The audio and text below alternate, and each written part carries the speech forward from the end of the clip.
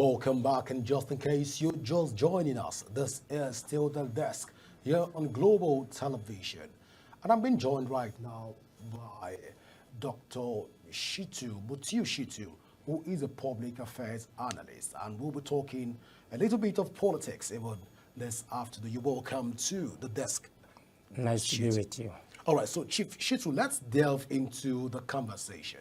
The International Organization for Migration estimates the number of diaspora Nigerians as 1.7 million. Not all of them are eligible as 18 is the age of voting. Nigerians in the diaspora are economic assets in recent times. They have contributed $20 billion, I beg your pardon, through remittances to their relatives. They pumped in about 60 billion in personal expenses during the December visit. In the last 5 years, they've contributed over $90 billion to the economy. Finance Minister Yemi Cardoso concedes that remittances boost foreign exchange liquidity and strengthen the naira. That is, these foreign Nigerians in diaspora have been able to contribute enormously through their own support to the country. But one thing stands out right now is that Nigerians in diaspora have been disenfranchised from even casting their votes, and this issue has become long overdue. Let me bring this to you first. Is it that the money that they contribute to the country does not have an impact on our electoral system to be able to incorporate diaspora Nigerians into the ballot system, or what do you make of this scenario where Nigerians abroad cannot vote? You see, there are a lot of factors that has to be put into consideration. We must put our house in order before thinking of those outside the country, those in diaspora. It is a constitutional right to take part in voting. They have that fundamental right to take part in any election and vote wherever they are. Those in diaspora are not just those in the UK, US, even people in Chad, Ghana, you understand, they are part of those in diaspora. But the truth remains this: we must, as much as possible, have a very good structure on ground that will manage our electoral system. INEC is mixing up the whole electoral system we have in Nigeria. So there is no way within Nigeria we conducted an election was conducted by INEC, and only for them to come and tell us there was glitches or whatever they call it. You understand? That is within. Now, not to talk of those that will come in from outside the country, from different countries across. Then what do you expect them to tell us? They'll just tell us, say their computer don't blue. The next thing you see fire everywhere. You understand? These are issues we have. Those monies has impact. But where does it have the impact? It has impact on those who are within the affairs of Nigeria. And they are only taking that money, using that money for their personal gain. Those money are not coming into timeline to serve me and you, who happen to be ordinary citizens on the street. Well, Chief Shittu, people have said that the reason why Nigerian politicians are afraid of incorporating those outside the shores of Nigeria, especially Nigerian diaspora, is largely because Nigerians in diaspora are well exposed, and you cannot manipulate them by giving them one cup of rice or what have you. But do you share in this perspective in their conversation? One, those in diaspora are well experienced, like you have said, like other people have rightly said. But the truth is, Nigeria is fantastically corrupt. The system is rotten.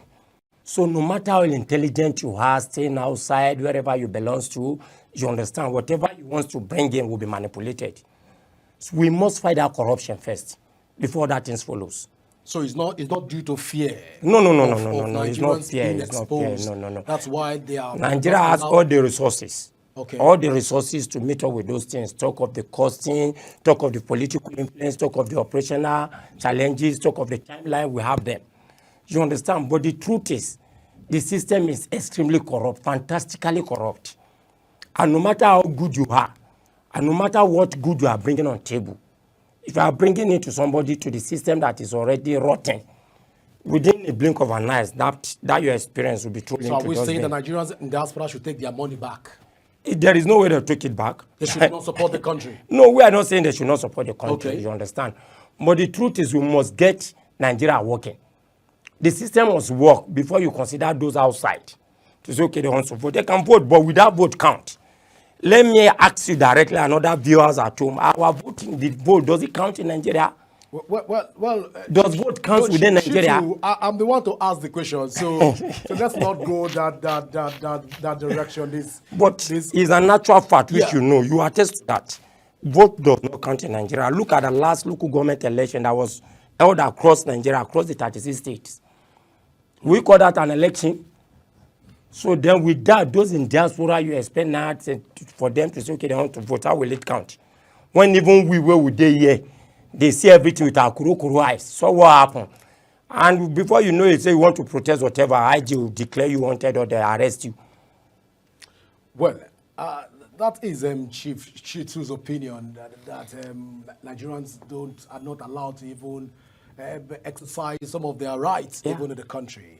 But then, Chief Shittu, just before I let you go, do you think at this point in time that the fear is rather that if Nigerians in diaspora are allowed to vote, then their votes will not be attributed to their state?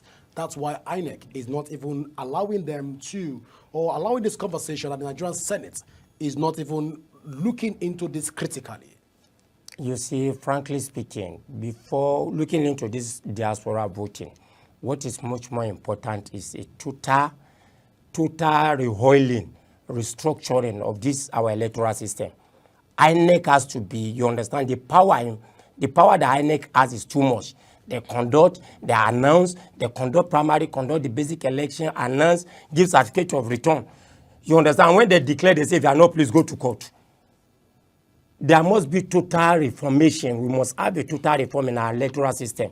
Then, at that level, we can now start talking of those at the diaspora should come and vote. If we have to continue with this system, if those in diaspora vote, their vote will not count. Their vote will not count. It will not count. Well, Chief Shittu, we'll have to bring you back for this conversation.